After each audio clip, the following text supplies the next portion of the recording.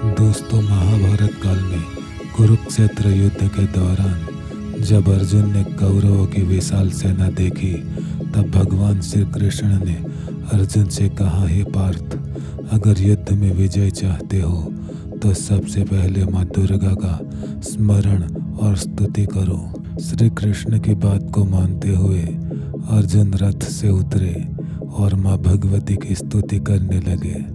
इस दौरान अर्जुन ने माँ दुर्गा के उन नामों का स्मरण किया जिसके बारे में बहुत ही कम लोग जानते हैं। आइए जानते हैं उन्होंने अपनी स्तुति में किन देवियों का नाम लिया।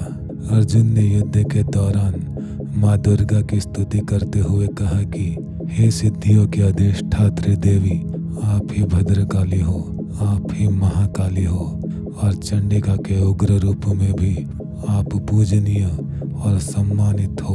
आप संकटों से पार कराने वाली माता हो, हाथों में त्रिशूल खड़ग ढाल धारण करते हो। आप ही कात्यायनी, कराली, विजया और जया हो। आप ही श्री कृष्ण की बहन और नंद गोत्र की कुल कन्या हो। हे कौशिकी, हे महिषासुर मर्दिनी, आप उमा, शाकंभरी, माहेश्वरी, कृष्णा, विरूपाक्षी और धूम्राक्षी के रूप में सृष्टि का कल्याण करती हो। हे जगदम्बा, आप ही वेद माता हो, आप ही सावित्री और सरस्वती हो। आप स्वाहा, स्वधा, कला, काष्ठा और वेदांत के रूप में जानी जाती हो। हे माँ, आप तुष्टि, पुष्टि, कृति, लज्जा, लक्ष्मी और माया शक्ति स्वरूपा हो। हे महादेवी, मैंने आपकी स्तुति शुद्ध मन से की है। मुझे आपका आशीर्वाद मिले ताकि रणभूमि में मेरी विजय सुनिश्चित हो।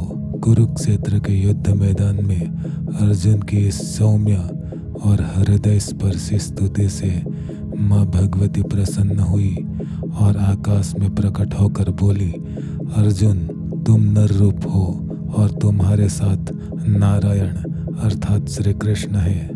ऐसे में तुम्हारी विजय निश्चित है। इस युद्ध के मैदान में तुम अपने शत्रुओं को परास्त कर दोगे। यहाँ तक कि इस युद्ध के मैदान में अगर तुम्हारे सामने स्वयं इंद्र भी आ जाए तो भी तुम्हारी विजय सुनिश्चित है। इतना कहते ही माँ दुर्गा अंतर ध्यान हो गई।